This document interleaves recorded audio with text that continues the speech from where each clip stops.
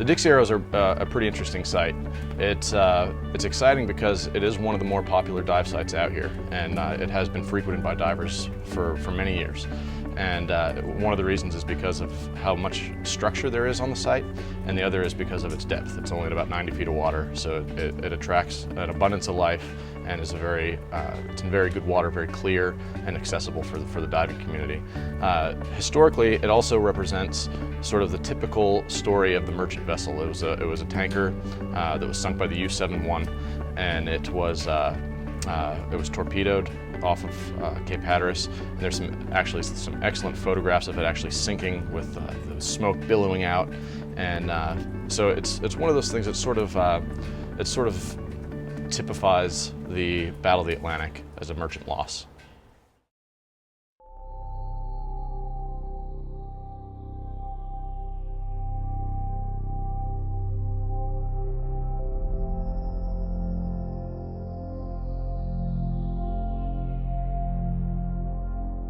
As a dive site, the Dixie Arrow is excellent.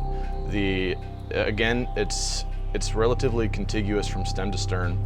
At the stern, there is a prop, a large rudder post that sticks up, and just forward of that is the engine and the boiler space, which is possibly the most exciting part of the dive. It comes up, there's a lot of structure. It sits about 30 feet off the water, and it becomes an aggregate site for bait fish, sharks, and all sorts of other fish that are schooling around the area.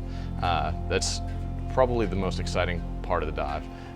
Forward of that is basically the main cargo hold, and for probably about 100 feet there's little relief, but you see it's sort of disarticulated debris field that is on both the port and starboard side, and the main section of the hull you just sort of see the flooring of the ship, until you get up to another section that has similar relief to the engine and boiler space.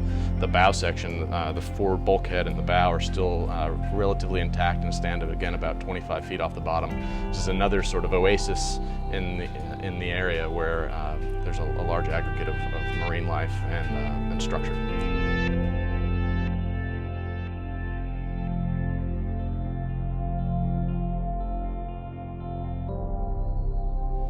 I think what's surprising to me as an archaeologist is that these sites have been dived for, in many cases, over 30 years. They've been popular dive sites, but they still have so much on them that is there to see and there to enjoy and really experience as part of our history in a way that you couldn't do anywhere else.